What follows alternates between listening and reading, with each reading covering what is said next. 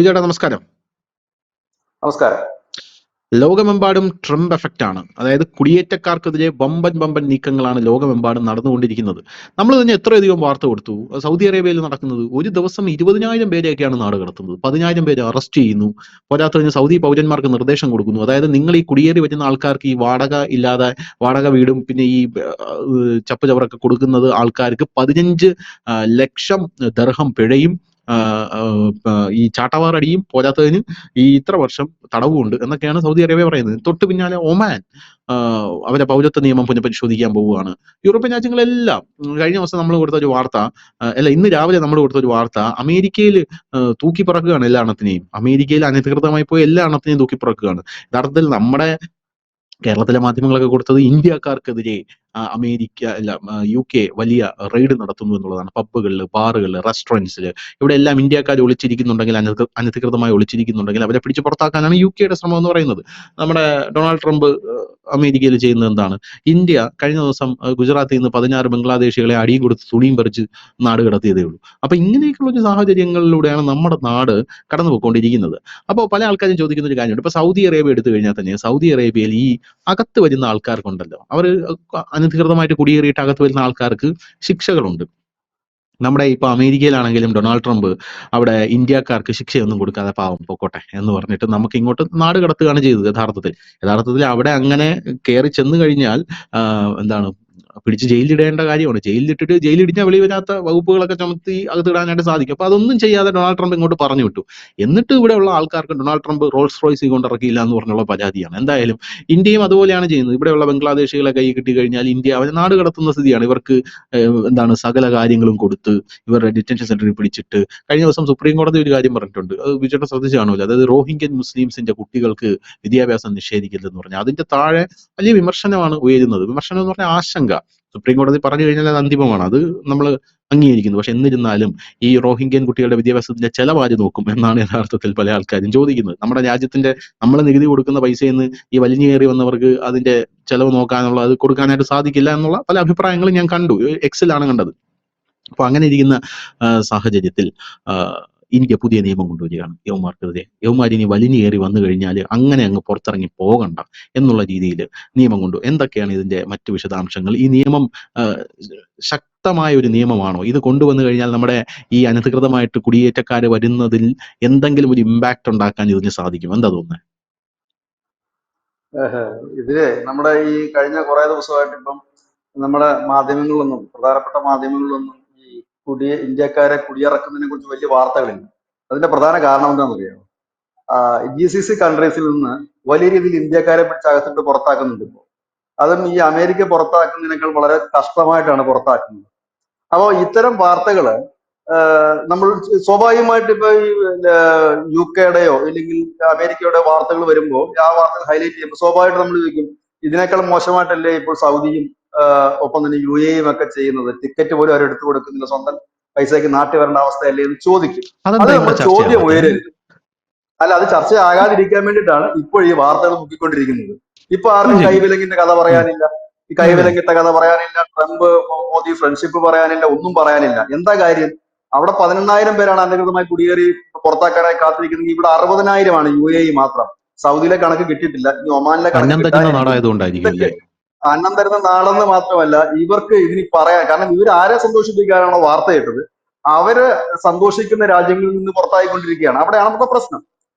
ഇപ്പോൾ നമ്മുടെ രാജ്യം ഒരുപക്ഷെ ഈ വരുന്ന പാർലമെന്റ് സെഷനിൽ ഈ മാർച്ച് 10-ന്, അടുത്ത മാസം 10-ാം തീയതിയാണ് നമ്മുടെ ഈ സെഷന്റെ ബഡ്ജറ്റ് സമ്മേളനത്തിന്റെ 2ാം സെഷൻ നമ്മൾ ആരംഭിക്കുന്നത്. മാർച്ച് 10 മുതൽ ഏപ്രിൽ 4 വരെയാണ്.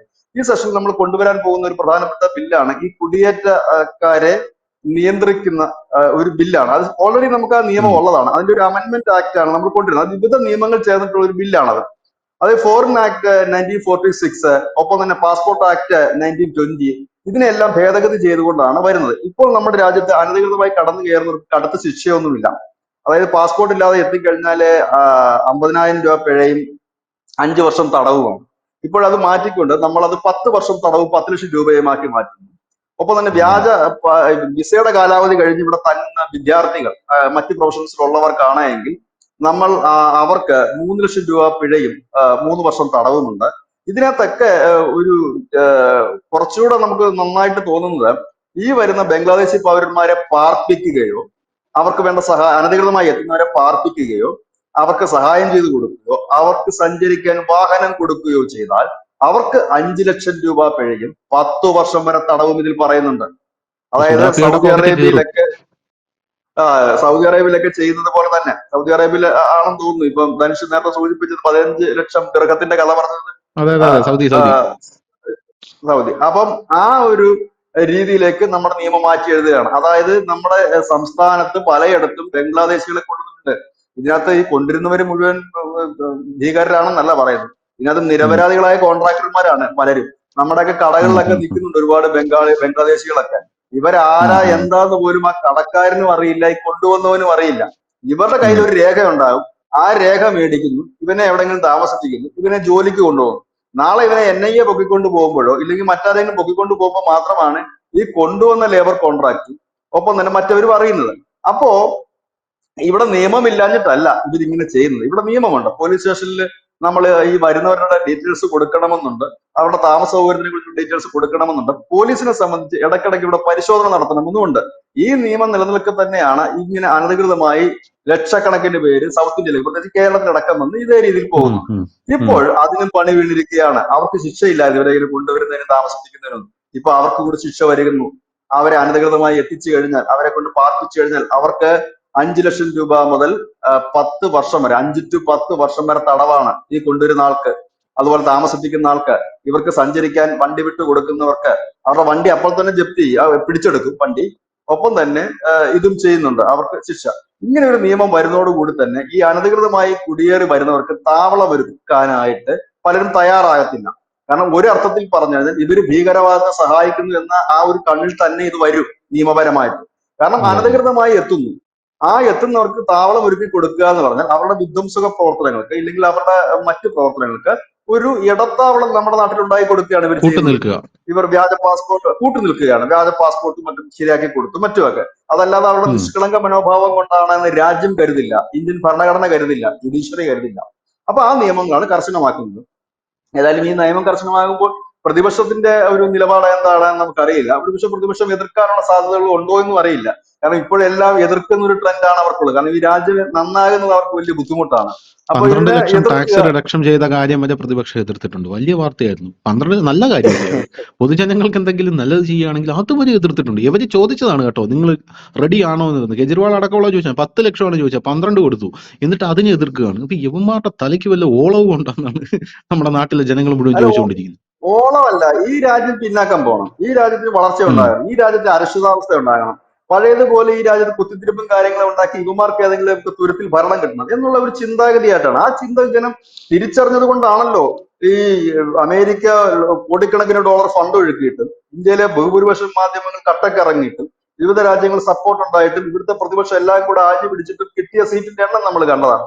അവിടെ വീണ്ടും നരേന്ദ്രമോദിയുടെ അധികാരത്തിലായിരുന്നു. ഇനി ഒരു തെരഞ്ഞെടുപ്പ് വന്നാൽ പോലും പ്രതിപക്ഷത്തിന് ഈ നിൽക്കുന്ന പവറിലേക്ക് എത്തില്ല. കാരണം ജനം തിരിച്ചറിഞ്ഞു കഴിഞ്ഞു. ഇവരുടെ ഓരോ സ്റ്റെപ്പും തിരിച്ചറിഞ്ഞു കഴിഞ്ഞിരിക്കുകയാണ്. ഈ അതെ അതെ. അരവിന്ദ് കേജ്രിവാൾ തന്നെ തകർത്തെറിയപ്പെടുകയാണ് അവിടെ. പിന്നെ തോറ്റു കഴിയുമ്പോൾ പല കാരണങ്ങൾ പറയും. EVM ആണ്, അല്ലെങ്കിൽ കള്ളവോട്ട് ചേർത്ത്. അത് സ്വാഭാവികം മാത്രം. അത് തോൽക്കുന്നവൻ എല്ലാ കാലത്തും എല്ലായിടത്തും നിരത്തുന്ന ചില ന്യായീകരണങ്ങളുണ്ട്. അതിലൊന്നും ഒരു ഉം. കഥയുമില്ല. ഇവിടെ ഈ ബംഗ്ലാദേശികളെ പുറത്താക്കാൻ നമ്മുടെ രാജ്യത്ത് സ്റ്റാർട്ട് ചെയ്തു കഴിഞ്ഞു. നമ്മുടെ രാജ്യത്ത് നമ്മൾ ഇത്രയും നാൾ ഈ പൗരത്വ ഭേദഗതി നിയമം നടപ്പാക്കാനായിട്ട് വൈകിയതിന്റെ കാരണം നമ്മുടെ രാജ്യത്ത് എല്ലായിടത്തും അതിന്റെ സ്ട്രക്ചർ, അതായത് ഇൻഫ്രാസ്ട്രക്ചർ, അതിന്റെ ചട്ടക്കൂട് ഓൾറെഡി റെഡിയായി കഴിഞ്ഞിരിക്കുന്നു. ഇനി അതിന്റെ ഈ തടങ്കൽ പാളയങ്ങൾ നിർമ്മാണം അതിന്റെ എല്ലാ സംസ്ഥാനത്തും ഇപ്പൊ പൂർത്തിയായി കഴിഞ്ഞിരിക്കുന്നു. അങ്ങനെ ഇപ്പൊ എല്ലാ ഫെസിലിറ്റിയും നമുക്ക് ആയി കഴിഞ്ഞിരിക്കുന്നു. നമ്മൾ അതിന്റെ പ്രക്രിയ പതുക്കെ പതുക്കെ തുടങ്ങി കഴിഞ്ഞിരിക്കുന്നു. അതിന്റെ ഭാഗമായിട്ടാണ് കേരളത്തിലടക്കം പോലീസ് ഇപ്പോൾ പലയിടത്തും റെയ്ഡ് നടത്തുന്നത്. അനധികൃതമായി കുടിയേറിയ ബംഗ്ലാദേശികളെ പിടികൂടുന്നുണ്ട്. പിടികൂടുന്നവരെ ഇവിടുത്തെ തടങ്കൽ പാളയത്തിൽ പാർപ്പിക്കുകയും അവരെ തിരിച്ചു കയറ്റി വിടാനുള്ള ഒരു ശ്രമം നടത്തുകയും ചെയ്തു. ശ്രമമല്ല, തിരിച്ചു കയറ്റി വിടുകയാണ് ചെയ്യുന്നത്. അത് ഇനിയിപ്പോ കുറച്ചുകൂടി ശക്തമാക്കുകയാണ് നമ്മുടെ രാജ്യം. അതായത് എല്ലാ രാജ്യങ്ങളും അവിടെയുള്ള അനധികൃത കുടിയേറ്റക്കാരെ അവിടെ നിന്ന് പുറന്തള്ളുകയാണ്. ഒരു തരത്തിൽ പറഞ്ഞാൽ ഇവർ ഒരു ഉപദ്രവം ചെയ്തില്ലെങ്കിൽ പോലും അവർ നമ്മളുടെ രക്തമാണ് ഊറ്റിക്കുടിക്കുന്നത്. അതായത് ഇത്തിൽ കണ്ണികൾ പോലെയാണ്. നമ്മളുടെ ഭക്ഷണത്തിൽ ഒട്ടിപ്പിടിച്ച് നിന്ന് നമ്മൾ കഴിക്കുന്ന ഭക്ഷണത്തിന്റെ ഒരു പങ്ക് ഇവർ കൊണ്ടുപോവുകയാണ്. നമ്മളുടെ വികസനത്തിനായി, ജനങ്ങൾക്ക് വേണ്ടി വികസനത്തിനായി മുടക്കുന്ന സർക്കാർ ഫണ്ടിന്റെ ഒരു ഭാഗം ഇവർക്കായി പോവുകയാണ്. ഇവരുടെ ഹോസ്പിറ്റലിൽ ചെന്ന് കഴിയുമ്പോൾ ഇവർക്ക് മരുന്നിനായിട്ട് നമ്മുടെ ജനങ്ങൾക്ക് കൊടുക്കേണ്ട മരുന്നാണ് ഈ കുടിയേറി വന്നവന് കൊടുക്കേണ്ടത്. ഇവിടെ മാനുഷിക പരിഗണന നോക്കിയിട്ട് ഒരു കാര്യവുമില്ല. മാനുഷിക പരിഗണന നോക്കേണ്ട രാജ്യവുമല്ല. മാനുഷിക പരിഗണന നോക്കിയിരുന്ന രാജ്യങ്ങളാണ് യൂറോപ്യൻ കൺട്രീസ് എല്ലാം. UK, France, Britain. ഇന്ന് അവര് പോലും അടിച്ചിറക്കാൻ തയ്യാറാകുന്ന എന്തുകൊണ്ടാണ്? ഈ വലിഞ്ഞു കയറി വന്നവര് അവിടെ അവരുടെ എണ്ണം കൂട്ടിക്കൊണ്ട് വോട്ട് ബാങ്ക് ആക്കാൻ ശ്രമിക്കുകയും ഒപ്പം തന്നെ ഭരണത്തിന് വലിയ പ്രതിസന്ധി സൃഷ്ടിക്കുകയും ഭീകരവാദ പ്രവർത്തനങ്ങൾ നടത്തുകയും ചെയ്യുമ്പോഴാണ് ശക്തമായ നടപടി. ഇന്നെന്താ രണ്ടാം ഘട്ട പൗരത്വ ഭേദഗതി സമരം വരുമെന്ന് പറഞ്ഞിട്ട് എന്തേ ആരും ഒന്നും അനങ്ങാത്തത്? പൗരത്വ ഭേദഗതി നിയമം നടപ്പാക്കിയിട്ട് ഒരു ഇല ചലിച്ചില്ലല്ലോ. നമ്മൾ കണ്ടതല്ലേ അവിടെ ഈ ദില്ലി ജാമിയ മിലിയ കോളേജിന് മുമ്പിലൊക്കെ പെൺകുട്ടികൾ പറയുന്നത് ഒന്ന് കാണണം നടപ്പാക്കുന്നത്. അവരെ പോലും ഇപ്പൊ കാണാനില്ല, അവരൊക്കെ എവിടെയാണെന്ന് പോലും. പിന്നീട് അവരെ ആരും നമ്മൾ കണ്ടിട്ടില്ല. അത് ഈ രാജ്യത്ത് ഇനിയിപ്പോൾ ശക്തമായ നിയമങ്ങളാണ് ഇനി ഈ രാജ്യത്ത് വേണ്ടത്. ആ നിയമങ്ങൾ നടപ്പാക്കാൻ ഒരു ഭരണകൂടം ഇന്നിപ്പോ ഇന്ത്യയിലുണ്ട്. അവർക്ക് വേണ്ടത് ശക്തമായ നിയമങ്ങളാണ്. ഇനിയിപ്പോ ഏത് നിയമം വന്നാലും അതിനെ തടയാനായിട്ട്, അത് തടയാന്ന് പറഞ്ഞാൽ അത് ഉള്ള കാര്യത്തിൽ തടയുന്നത് കുഴപ്പമില്ല. തട്ടാകുട്ടി പറഞ്ഞ് തടയുക ഈ രാജ്യത്ത് ഇനി അസാധ്യമായ ഒരു കാര്യമാണ്. അസാധ്യമായ ഒരു കാര്യമാണ്. കാരണം ഈ രാജ്യത്തിലെ ജനങ്ങൾക്ക് ബോധം വന്നു തുടങ്ങി. 2 കോടിയിൽ പരം ഈ ബംഗ്ലാദേശികൾ ഈ രാജ്യത്ത് കുടിയേറിയിട്ടുണ്ട് എന്ന് പറഞ്ഞാൽ ബംഗ്ലാദേശ് സർക്കാരല്ല ഈ 2 കോടി പേർക്ക് മാസം മാസം പൈസയും മറ്റുള്ള ചെലവും കൊടുക്കുന്നത്. ഈ രാജ്യത്തിന്റെ നികുതി പണമാണ്. ഈ രാജ്യത്തെ ജനങ്ങൾ അനുഭവിക്കേണ്ട, 2 കോടി ജനങ്ങൾ അനുഭവിക്കേണ്ട അവന്റെ ആനുകൂല്യത്തിൽ നിന്നാണ് ഇത് പോകുന്നത്. ഇവരെല്ലാം കൂടെ കുടിയേറി ആസാമിൽ 25ഓളം MLA മാർ, ഇതിനും കോൺഗ്രസ് സർക്കാരിന്റെ കാലത്ത് 25 ഈ അനധികൃത കുടിയേറ്റത്തിൽ നിന്ന് വന്ന MLA മാരായിരുന്നു അവിടെ ഉണ്ടായിരുന്നത്, കോൺഗ്രസിന്റെ അടക്കം. UDF എന്ന് പറഞ്ഞിട്ടൊരു പൊളിറ്റിക്കൽ പാർട്ടി ഉണ്ട് അവിടെ. ആ പാർട്ടിയുടെ അടക്കം അവിടെ ഉണ്ടായിരുന്നത്. അങ്ങനെയാണ് ഇതിനകത്ത് ഏറ്റവും കൂടുതൽ എതിർപ്പുമായി ഇപ്പോൾ രംഗത്തെത്തിയിരിക്കുന്നത് മമതാ ബാനർജിയാണ്. കാരണം ഇവരെ കൂട്ടത്തോടെ പുറത്താക്കുകയാണെങ്കിലോ ഇവരുടെ ഈ വ്യാജ പൗരത്വം റദ്ദാക്കുകയോ ചെയ്യുകയാണെങ്കിൽ പശ്ചിമ ബംഗാളിന്റെ വോട്ടേഴ്സ് ലിസ്റ്റിൽ നിന്ന് പുറത്താകുന്ന 1-2 പേരല്ല തനിച്ച് ലക്ഷക്കണക്കിന് പേരാണ്. നമ്മുടെ ചിലപ്പോൾ കേരളത്തിൽ അത് ചിലപ്പോ ഒരു 10,000, 20,000, 50,000 ആണെങ്കിൽ പശ്ചിമ ബംഗാളിൽ ലക്ഷക്കണക്കിന് പേരാണ്. ഇപ്പോഴത്തെ കണക്കനുസരിച്ചാണെങ്കിൽ ഏതാണ്ട് ഒരു 40-നടുത്ത് നിയമസഭാ സീറ്റ് തന്നെ മമതയ്ക്ക് നഷ്ടപ്പെട്ടു പോകും. ഇതാണ് മമതയെ ഭയപ്പെടുത്തുന്ന കാര്യം. മമതയുടെ ഭയത്തിനൊന്നും ഒരു സ്ഥാനമില്ല. കാരണം രാജ്യമാണ് വലുത്, രാജ്യത്തിന്റെ സുരക്ഷയാണ് വലുത്. അപ്പോൾ സ്വാഭാവികമായി തന്നെ ഇതിന്റെ ഭാഗമായിട്ടായിരുന്നു നമ്മുടെ സർക്കാർ കുറച്ചു നാൾക്ക് മുമ്പ് ഈ അതിർത്തി സംസ്ഥാനങ്ങളിൽ BSFന് പരിശോധനയ്ക്കും മറ്റും കടന്നു കയറാൻ പറ്റുന്ന ദൂരപരിധി 50 കിലോമീറ്റർ ആക്കി. നമ്മുടെ രാജ്യത്ത് BSFന് അതിർത്തിയിൽ നിന്ന് 10 കിലോമീറ്റർ ചുറ്റളവിൽ മാത്രമേ പരിശോധന നടത്താനും സംശയാസ്പദമായ ആളുകളെ പിടികൂടാനും ചോദ്യം ചെയ്യാനുമുള്ള അവകാശമുണ്ടെങ്കിൽ അത് മാറ്റിക്കൊണ്ട് 50 കിലോമീറ്റർ ആക്കി. അതിനെതിരെ എവിടൊക്കെയാണ് പ്രതിഷേധം? നമ്മുടെ അതിർത്തി പോകുന്നത് എവിടൊക്കെയാണ്? കാശ്മീരിൽ അവിടെ പ്രശ്നങ്ങളുണ്ടോ? മറ്റൊരു അതിർത്തി നമ്മുടെ പോകുന്നത് ഈ പറയുന്ന ഗുജറാത്തിൽ പ്രശ്നങ്ങളുണ്ടോ? രാജസ്ഥാനിൽ പ്രശ്നങ്ങളുണ്ടോ? ആകെ ഒരു പ്രശ്നം നടന്നത് പഞ്ചാബിലാണ്. പഞ്ചാബിലെ പ്രശ്നം അവർ പെട്ടെന്ന് തന്നെ തീർത്തു. പക്ഷെ പശ്ചിമ ബംഗാളിൽ മമതാ ബാനർജി എന്തുമാത്രം പ്രശ്നങ്ങളാണ് ഉണ്ടാക്കിയത്? ഇപ്പോഴും അവിടെ BSFന് വേലി കെട്ടുന്നതിന് സ്ഥലം അവിടുത്തെ സർക്കാർ വിട്ടു നൽകിയിട്ടില്ല. അപ്പൊ ഇങ്ങനെയുള്ള വിഷയങ്ങൾ അവിടെ നടക്കുന്നു. പക്ഷെ അവർ അതൊന്നും വിലപ്പോയില്ലെന്ന് മാത്രമല്ല, ആ നിയമമായി തന്നെ. ആസാം ഒരു ബോർഡർ സ്റ്റേറ്റ് ആണ്. ആസാം, ത്രിപുര ഒരു ബോർഡർ സ്റ്റേറ്റ് ആണ്. ഇവിടെ എവിടെങ്കിലും പ്രശ്നം ഉണ്ടായിട്ടുണ്ട്? ഇല്ല. ഈ പ്രശ്നമുണ്ടായ ഒരേ ഒരു സംസ്ഥാനം ഈ പശ്ചിമ ബംഗാളാണ്. മമതയ്ക്ക് സഹിക്കുന്നില്ല. കാരണം ഇവർക്ക് 50 കിലോമീറ്റർ അകത്തേക്ക് BSF ജവാന്മാർക്ക് കയറി ഈ വിധ്വംസക പ്രവർത്തകരെ ഓടിച്ചിട്ട് പിടിക്കാനും അവിടെ നടക്കുന്ന വിധ്വംസക പ്രവർത്തനങ്ങളെ പിടികൂടാനും അവർക്ക് കഴിയും, ഡയറക്റ്റ് കഴിയും. അത് കഴിഞ്ഞാൽ എന്ത് സംഭവിക്കും? ഈ അതിർത്തി ജില്ലകളിലുള്ള ഇതേ കണക്കുള്ള അനധികൃത കുടിയേറ്റക്കാരും വിധ്വംസക പ്രവർത്തകരെയും ഒക്കെ കയ്യോടുകൂടി തന്നെ മമതയുടെ പോലീസിന് സഹായമില്ലാതെ സൈന്യത്തിന് പിടികൂടാൻ കഴിയും. ഇതാണ് മമതയെ ടെൻഷൻ എടുപ്പിക്കുന്നത്, ഭയപ്പെടുത്തുന്നതുമായ കാര്യം. പഞ്ചാബിൽ ഇത് തന്നെയാണ് അവസ്ഥ. പക്ഷെ പഞ്ചാബിൽ ഇതിനേക്കാൾ കുറച്ചുകൂടെ വ്യത്യസ്തമാണ് കാര്യം. 50 കിലോമീറ്റർ ഉള്ളിലോട്ട് മാറിക്കഴിഞ്ഞാലും പഞ്ചാബിനുള്ളിൽ തന്നെയാണ്, അവിടുത്തെ ആളുകൾ തന്നെയാണ് ഈ ഖാലിസ്ഥാൻകാരെ സപ്പോർട്ട് ചെയ്യുന്നത് എന്നുള്ളതാണ് ഇവിടുത്തെ നമ്മളുടെ വ്യത്യാസം. പശ്ചിമ ബംഗാളിനെ സംബന്ധിച്ച് ബംഗാളികളല്ല ഈ രാജ്യവിരുദ്ധ പ്രവർത്തനത്തെ സപ്പോർട്ട് ചെയ്തത്, പകരം ബംഗ്ലാദേശിൽ കുടിയേറിയവരാണ്.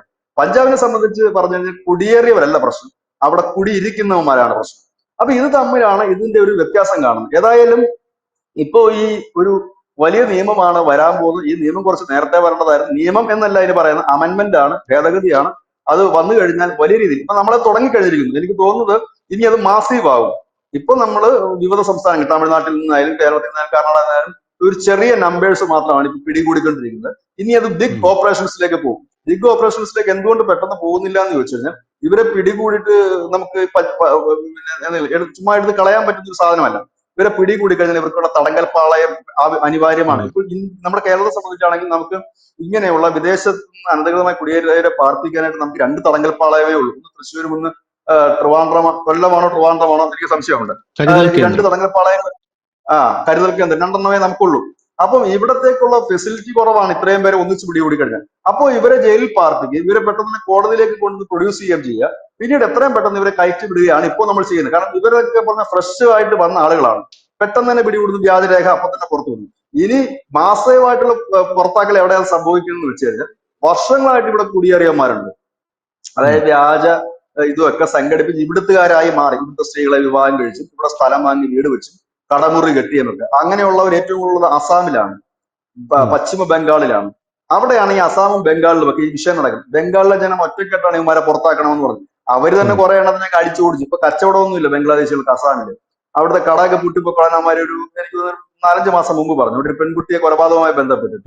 ഇപ്പൊ അവിടെ കച്ചവടം അതൊക്കെ നാട്ടുകാരെ തന്നെ പൂട്ടിച്ചായിരുന്നു. ഇനിയിപ്പോ വളരെ എളുപ്പം ആസാമിൽ നിന്ന്, കാരണം അത് ജനം സപ്പോർട്ടാണ് അവരെ കൂടി. ഇവിടെ ഇവരെ കുടിയിരുത്തണമെന്ന് ആഗ്രഹിക്കുന്ന ഒരേ ഒരു ആളുകൾ എന്ന് പറഞ്ഞാൽ ഇവിടുത്തെ തീവ്ര ഇസ്ലാമിസ്റ്റുകളാണ്. മറ്റൊന്ന് എൻജിഒകളാണ്, പിന്തിരിപ്പൻ എൻജിഒകളാണ്. മൂന്നൊന്നും തീവ്ര ഇടതുപക്ഷക്കാരാണ്. നമ്മുടെ CPM-മാരല്ല, തീവ്ര ഇടതുപക്ഷക്കാരാണ്. ഇങ്ങനെയൊക്കെ ഉള്ളത്, ഈ രാജ്യത്ത് ഇങ്ങനെയുള്ളവരെ കയറ്റി നിർത്തി കുത്തിത്തിരിപ്പ് ഉണ്ടാക്കുക. ഇത് തന്നെയായിരുന്നു ഇവർ യൂറോപ്യൻ കൺട്രീസിൽ ചെയ്തുകൊണ്ടിരുന്നത്. ഇപ്പൊ അവിടെ നിന്ന് ഇപ്പൊ പണി കിട്ടി പുറത്തു പോയിക്കൊണ്ടിരുന്നു. ഇന്ത്യ കണക്കുള്ളത് കുറെ ടൈം എടുക്കും ഇവരെ പുറത്താക്കാൻ. കാരണം 1-2 പേരല്ല, ഇത്രയും പേരെയൊക്കെ പുറത്താക്കുക എന്ന് പറഞ്ഞാൽ കുറെ വർഷങ്ങൾ നീണ്ടു നിൽക്കുന്ന പ്രക്രിയയാണ്. അതിപ്പോ ഒരു തുടക്കം കുറിച്ചു കഴിഞ്ഞാൽ, ഇപ്പോൾ അതിന് ഒരു വലിയ രീതിയിൽ അതിന് തുടക്കം കുറിച്ചാൽ ഇനി കുറച്ച് ഇങ്ങോട്ടേക്കുള്ള വരവ് പെട്ടെന്ന് നിൽക്കും. അവിടെ നിന്ന് ഇങ്ങോട്ടേക്ക് കടന്നു കയറുന്നതിന് വേണ്ടി ഒരു തിക്ത ഫലം. ഇപ്പൊ അമേരിക്കയിലേക്ക് പോകുന്നതിന് ഒന്ന് ഭയക്കുമല്ലോ, അവിടെ എത്തിക്കഴിഞ്ഞ പിടികൂടും. അപ്പൊ അതേപോലെ തന്നെ ബംഗ്ലാദേശ് ഇന്ത്യയിലേക്ക് കടക്കുന്നവരൊന്ന് ഭയക്കും, അതിർത്തി കടന്നാൽ പണി പാളുമോ എന്നുള്ളത്. അത് ഒരു ലക്ഷ്യമായിട്ട് തന്നെയാണ് മുമ്പോട്ട് പോകുന്നത്. ഈ ബില്ല് എന്തായാലും ഉടൻ വരും എന്നുള്ളത് തന്നെയാണ് നമുക്ക് ലഭ്യമാകുന്ന ഒരു വിവരം. താങ്ക് യു ചേട്ടാ, താങ്ക് യു സോ മച്ച്.